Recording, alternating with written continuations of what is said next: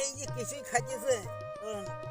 আমাদের বাড়ি হলো বালিয়াকান্দি, বালিয়াকান্দি থানা, রাজবাড়ী জেলা, মহানপুর হিনন।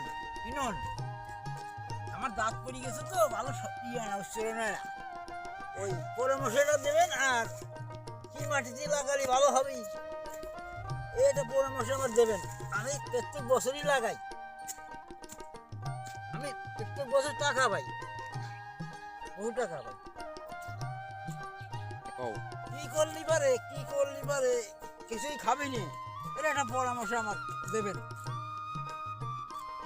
ফুরাটান দিছিলাম, ফুরাটান দিছিলাম, কাজ হয়নি।